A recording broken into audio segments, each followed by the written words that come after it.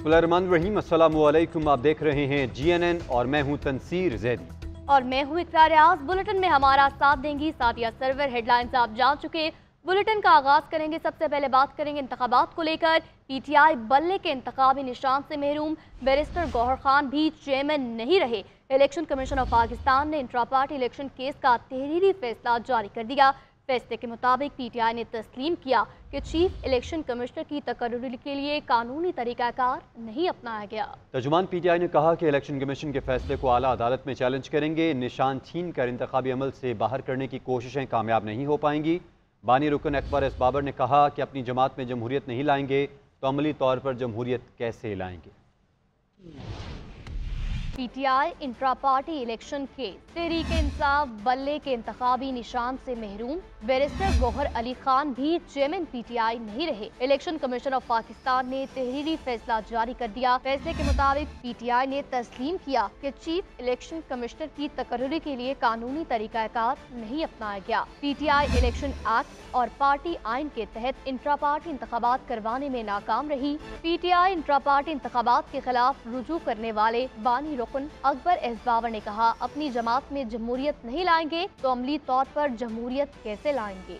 जमात में आप जमहूरियत नहीं लाएंगे तो आप जमहूरियत अमली तौर पर कैसे ला सकते हैं। कि इस अमल में हमने पहली दफा एक शऊर पैदा किया है कि इंट्रा पार्टी इलेक्शन की अहमियत क्या है, जमहूरियत सियासी जमातों में कितनी अहमियत है और इसको किसी और अंदाज में नहीं देखना चाहिए और ये शायद एक माइलस्टोन फैसला साबित हो सकता है। तर्जुमान PTI ने कहा, इलेक्शन कमीशन के फैसले को आला अदालत में चैलेंज करेंगे। निशान छीन कर इंतखाबी अमल से बाहर करने की कोशिश को कामयाब नहीं होने देंगे।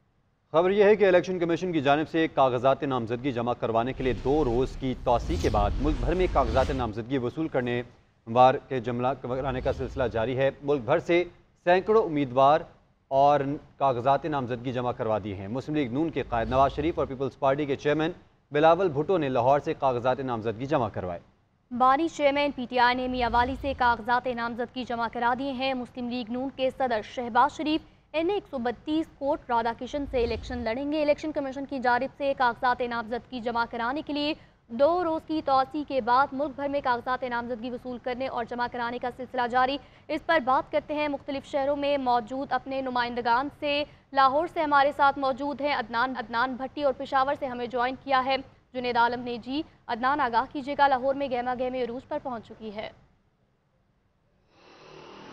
आज ही इलेक्शन कमीशन ऑफ पाकिस्तान की जानिब से जिस तरह 2 रोज़ मजीद तोसी कर दी गई है, उसके बाद जो उम्मीदवारान हैं उन्होंने कागजात की वसूली और जमा कराने का सिलसिला उनका जारी है। आज क्योंकि हफ्ते का रोज़ है और ज़ाहिर है कि कम तादाद में भी उम्मीदवार यहाँ पे पहुँचे हैं। अभी तक जो सूरत हाल है, तकरीबन लाहौर से कौमी असम्बली के लिए 767 अफराद ऐसे हैं जिन्होंने कागजात वसूल किए हैं, लेकिन 90 के करीब उन्होंने कागजात जमा करवाए हैं और सूबाई नशिस्त के लिए तकरीबन 2129 जो उम्मीदवारान हैं उन्होंने कागजात वसूल कर लिए हैं।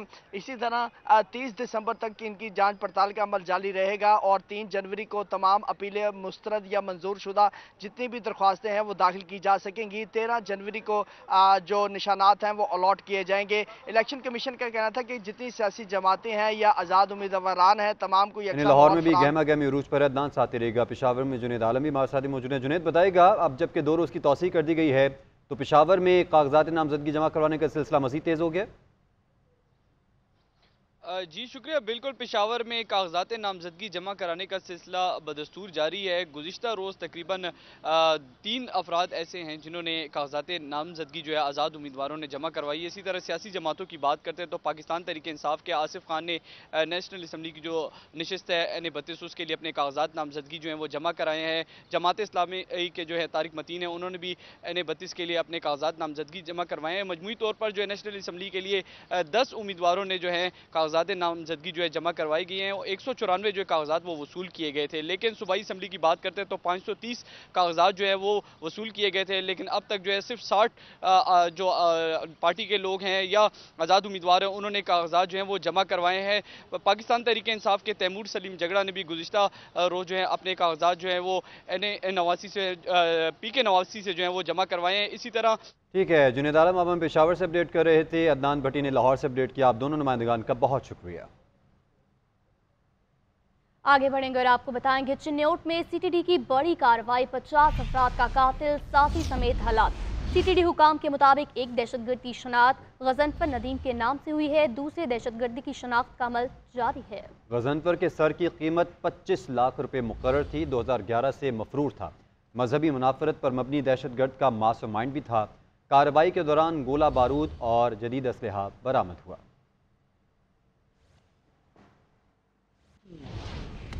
बात करेंगे महंगाई की। मुल्क में महंगाई की मजमूई शरह 42% से ज़ायद पर बरकरार। इदारा शुमारियात ने हफ्तावार रिपोर्ट जारी कर दी। हफ्तावार शरह में 0.51% की मामूली कमी। रिपोर्ट के मुताबिक रवा हफ्ते अंडे, लकड़ी, प्याज, लहसुन और दालें महंगी हुई। सबसे ज़्यादा अंडे 36 रुपये 69 पैसे फ़ी दर्जन महंगे हुए। आलू, टमाटर, चीनी, गंदम का आटा और चिकन सस्ता हुआ। रवा हफ्ते 18 अशिया ज़रूरिया महंगी और 9 सस्ती हुई। तो बताएं कि आम इंतखाबात के लिए कागजात नामजदगी के हसूल और जमा करवाने का सिलसिला जारी है। मुल्तान के 18 कौमी और सूबाई असम्बली के लिए 219 उम्मीदवार कागजात जमा करवा चुके हैं। साबिक वज़ीर आज़म यूसुफ रज़ा गिलारी, शाहिद बहार हाशमी, सिकंदर बोसन समेत मुतअद्दिद उम्मीदवारों ने कागजात जमा करा दिए। मजीद इस पर बात करते हैं नुमाइंदा GNN सुहेब इकबाल से। जी सुहेब, आगाह कीजिएगा। जी शुक्रिया। आम इंतखाबात साल 2024 के लिए कागजात नामजदगी के जो जमा कराने और वसूल कराने का सिलसिला है उसमें 2 रोज़ का कल गुज़िश्ता रोज़ इलेक्शन कमीशन ने इजाफ़ा कर दिया है। अब जो कागजात नामजदगी हैं वो 24 दिसंबर इतवार कल तक जो है वो जमा कराए जा सकेंगे। इसी वजह से आज भी रिटर्निंग अफसरान के जो दफातर हैं वो खुले हैं। कोई उम्मीदवार कागजात वसूल करना चाहे, जमा करवाना चाहे तो इसका सिलसिला जारी है। शहर की बात करें तो ज़िले के 6 कौमी असम्बली के हलके हैं, 12 सूबाई असम्बली के हलके हैं और तकरीबन 219 के करीब जो है उम्मीदवार कागजात नामजदगी जमा करवा चुके हैं। और 18 रिटर्निंग अफसरान की बात की जाए तो वहाँ इस वक्त जो है वो कागजात की वसूली का और फराहमी का जो सिलसिला है वो जारी है। इसके बाद जो है 25 दिसंबर से पड़ताल का, स्क्रूटनी का जो सिलसिला है वो शुरू हो जाएगा और 8 फरवरी को साल 2024 में आम इंतखाबात के लिए पोलिंग का डे है। जी, कराची की सड़कों पर अब खवातीन भी बसें चलाएंगी। मास ट्रांजिट अथॉरिटी ने 18 खवातीन की तरबियत शुरू कर दी। ये खवातीन ड्राइविंग सीख कर पीपल्स पिंक, रेड और ग्रीन समेत दीगर बसें चलाएंगी। तफसीलात जानते हैं सोनिया खानजादा की इस रिपोर्ट में। बस की पायलट सीट संभाले पुरज़म और बाएतमाद सुमेरा धुन की पक्की हैं। जिस काम की ठानी वो करके दिखा रही हैं। हैदराबाद से आई सुमेरा इन 18 खवातीन में शामिल हैं जिन्हें पीपल्स बस सर्विस में बतौर खातून ड्राइवर तरबियत दी जा रही है। 1 माह तक मोटरवे पुलिस के ट्रेनिंग स्कूल से तरबियत लेकर अब मेहरान डिपो मलीर पर अमली ड्राइविंग कर रही हैं। अल्हम्दुलिल्लाह मैं अब इस ड्राइविंग सीट पर बैठ चुकी हूँ। अब मैं बहुत जल्द आपको कराची की सड़कों पे गाड़ी चलाती हुई नज़र आऊँगी। मुझे घर से बहुत ज़्यादा सपोर्ट है। ये चाहती हूँ कि जो भी लड़कियाँ हैं वो घर में बैठी है वो बाहर निकले और ये चीज़ें करें। कोई ऐसा नहीं है कि सिर्फ मर्द ही कर सकते हैं, फीमेल्स भी कर सकती है। सिंध मास प्रोजेक्ट अथॉरिटी के ट्रेनर्स का कहना है कि इस मंसूबे का मकसद खवातीन को बाइज्जत रोजगार के मौके फराहम करना है। दुनिया के अंदर बसेस वगैरह और ट्रक्स वगैरह लेडीज़ चला रही हैं। पाकिस्तान में हमारी पहली दफ़ा हमारी लेडीज़ बस चलाएंगी। हमें खुशी हो रही है कि हमें इजाज़त मिला कि हम इनको ट्रेनिंग दे रहे हैं। सिंध मास ट्रांजिट अथॉरिटी हुकाम का कहना है कि खवातीन ड्राइवर्स को इनकी काबिलियत के लिहाज से बसों में तैनात किया जाएगा। अगले मरहले में ट्रांसजेंडर्स को भी ड्राइविंग की तरबियत दी जाएगी। आज भी खवातीन के लिए मोटरसाइकिल चलाना माशरे में जहां मनफी रद्द-ए-अमल का सबब बनता है, वहीं इन खवातीन ने सवारी से वो खुद मुख्तारी पाई जिसने इनको और इनके बच्चों को नई जहद दी। कैमरामैन फैसल खान के साथ सोनिया खानजादा, GNN कराची।